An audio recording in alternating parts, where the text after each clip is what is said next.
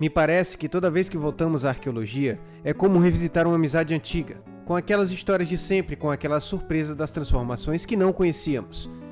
Retornar à arqueologia hoje para nós interrogarmos sobre a questão de liberdade toma a dimensão de intervenção discursiva naquilo que ela tem de mais filosófico, histórico e ético.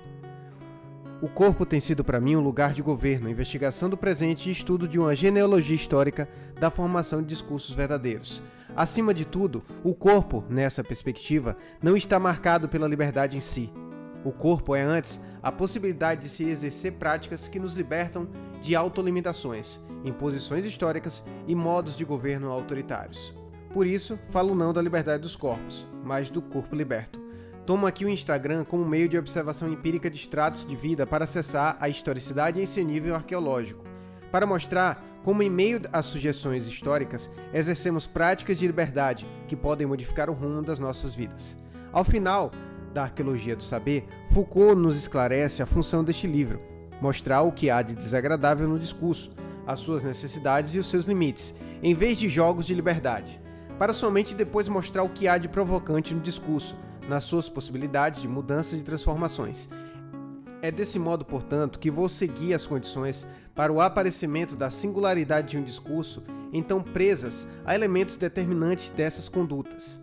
O enunciado emerge de uma série ou conjunto de regras anônimas, e no Instagram veremos como é sobre o corpo que os acontecimentos do passado, estigmas enquanto chagas cicatrizadas no corpo, vão dizer pelo avesso da voz que fala. Se pronunciar por meio do nosso corpo abre ali um espaço de liberdade. E mesmo em boatos de que Luísa Marilac estava na pior, ela mesma não poderia ser melhor exemplo para que eu destacasse o valor ético-político de sua atitude, ao mesmo tempo individual, porque fala de sua história, do corpo travesti e coletiva, porque da forma social há uma maneira de não ser governado do jeito que já fomos antes. Isso é exercício de liberdade. Não temos o direito de ir e vir. Eu adoro caminhar, então quer dizer que eu vou ter que estar sempre dentro do carro para agradar pessoas ignorantes com a cabeça pequena. Toda vez que eu tenho que passar numa rua, eu tenho que ser apontada, eu tenho que ser xingada. Também sou desejada, sou desrespeitada.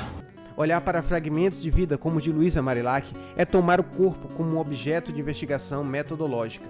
Não para dizer ali aquilo que pode ser decifrado ou que não foi dito, analisando a sociedade.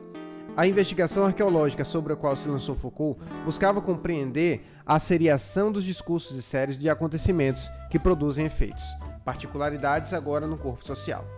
E é disso que se trata o arquivo. Por isso me esforço para mostrar que a vida particular de Luísa é determinada por acontecimentos discursivos, como a eleição da primeira mulher presidente do Brasil, Dilma. Fazer enunciar-se as condições de aparecimento histórico de um acontecimento levanta um material histórico que conta sobre a condição da mulher. E nisso se constituiu o presente de mulheres como Luísa Marilac e a nós próprios, e é disso que se trata a genealogia. Quando olho para trás e vejo a primeira postagem feita no Instagram, o retrato do clique de um cachorro em um dia qualquer, entendo que o dia mais banal pode se transformar na liberação de bravura de um dizer. Foucault insiste em dizer que é como o nosso corpo que escrevemos nossa individualidade. O ato libertário de dizer nós, nossa história. Foucault, com a sua genealogia, faz assim, a história do pensamento. A explosão de acontecimentos discursivos marca nosso obscurantismo histórico por aquela ironia socrática. O que se pensa saber na verdade não se sabe, e por conta da submissão à ignorância para a qual faltam as luzes de Foucault, continuamos tomando no cu.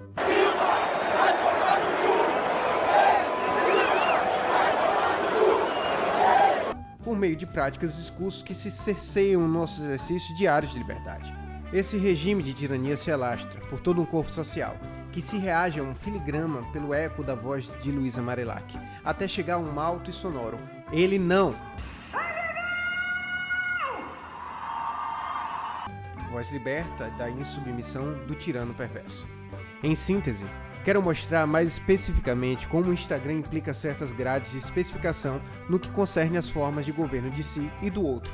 A partir do deslocamento de ideias de Frederick Gross, analisei como essas grades compreendem lições sobre o modo do sujeito desobedecer, suas maneiras de ser indócil e suas formas de insurgências. Essas três especificações parecem incidir sobre o corpo tanto do sujeito que posta no Instagram quanto daquele que ali se vê. O manejo dessas grades é que é, ao meu ver, um crescendo para o exercício de práticas de liberdade.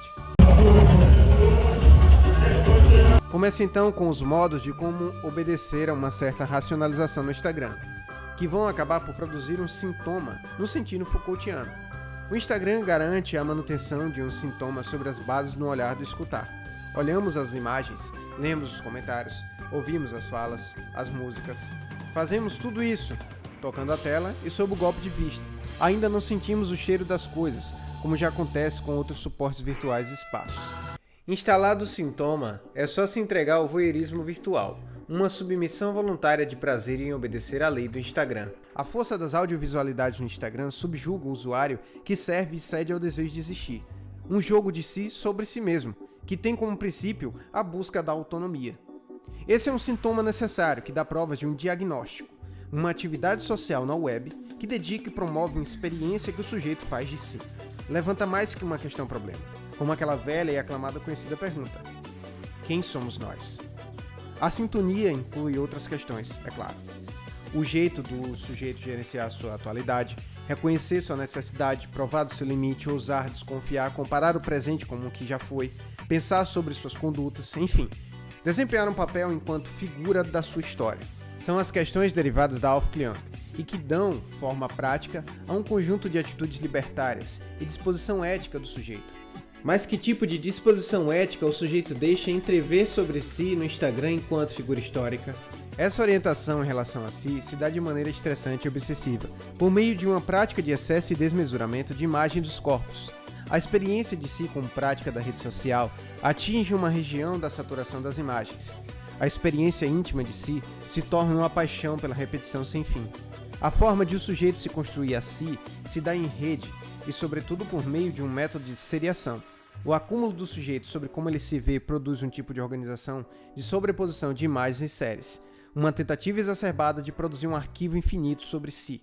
Quem desvela o nosso confronto com uma finitude iminente, a iluminação das luzes de Foucault mostra no afogamento dessas imagens a conversão de técnicas para libertar-se dos limites do corpo. Essa supervalorização das imagens do corpo vai revelar como sintoma nas redes sociais uma histerização do corpo da mulher.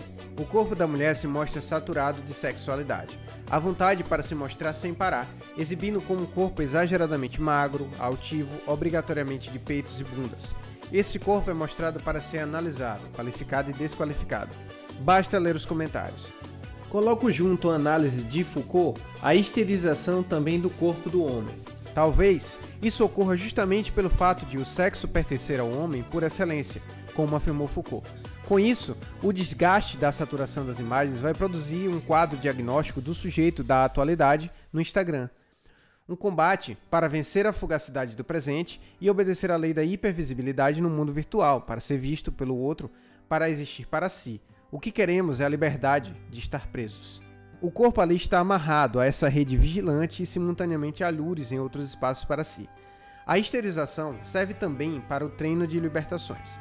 Para cada corpo regulamentado, haverá no Instagram sempre outro meio que desregulado. Celulites, estrias, gordura passam a ser um lugar de soberania de si próprio.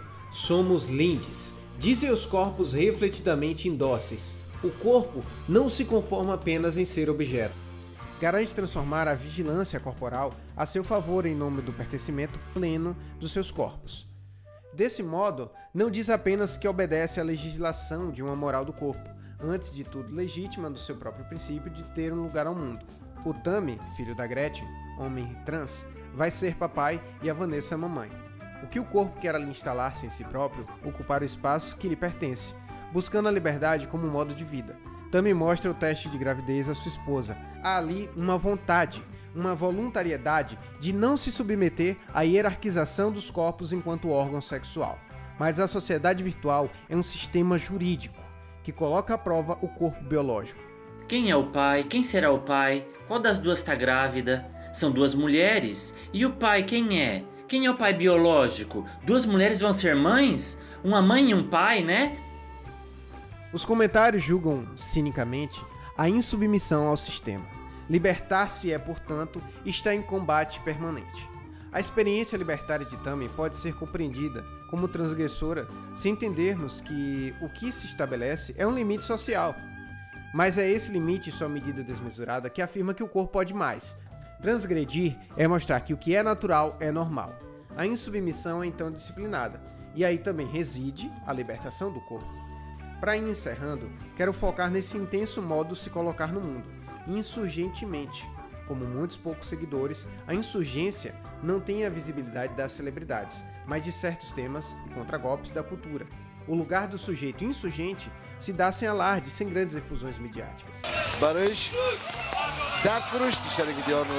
A página do futebol dos amputados é um extrato dessa insurgência calma e plácida.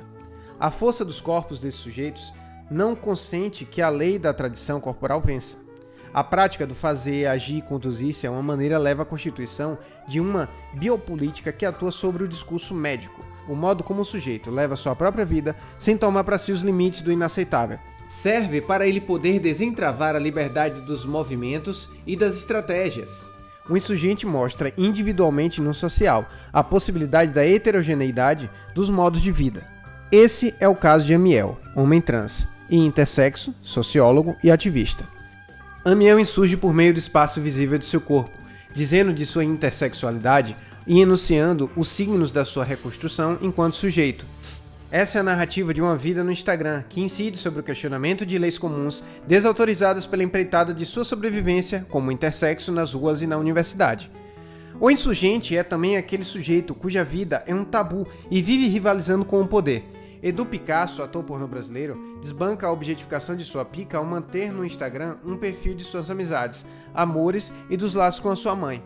O órgão sexual perde seu valor de fetiche e insurge o corpo do afeto no lugar do improvável do sexo didatizado. Mas não é só a experiência médica ou sexual que produz insurgências mais tímidas ou escondidas. A arte também a faz dando o nome de resistência, na boca de Brisa Flow, que denuncia os domínios da colonialidade, da mulher, do indígena, do expatriado. Então, em que consiste essa arte de insurgir? O projeto de libertar-se começa talvez com o desejo de reivindicar-se a si mesmo. Para Foucault, essa reivindicação é da ordem da lei, que demanda deixar aquilo que escraviza para que o sujeito seja o mestre de si. É preciso libertar-se, desobrigar-se, vai dizer Foucault. Vindica-te tibi, me parece ser até aqui uma das atitudes libertárias que vem com uma herança do modo de Michel Foucault pensar a história. Aquela história na qual nos libertamos da continuidade, da tradição, da tirania daquele governante incapaz, mórbido e acéfalo, de 1969 até agora, 50 anos de arqueologia do saber. Da Tunísia para onde quer que estejamos, e de 1969 na ditadura, com aquele abraço insurgente do Gilberto Gil, até agora, em 2019, a arqueologia se torna um espaço e lugar de reivindicação de volta a um corpo social, talvez nunca livre, mas com Lula livre, um corpo social plenamente liberto. O Rio de Janeiro continua lindo. O Rio de Janeiro continua sendo.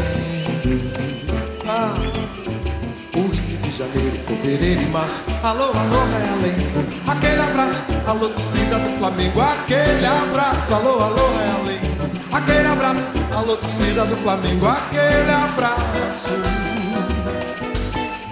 Chacrinha continua balançando a pança.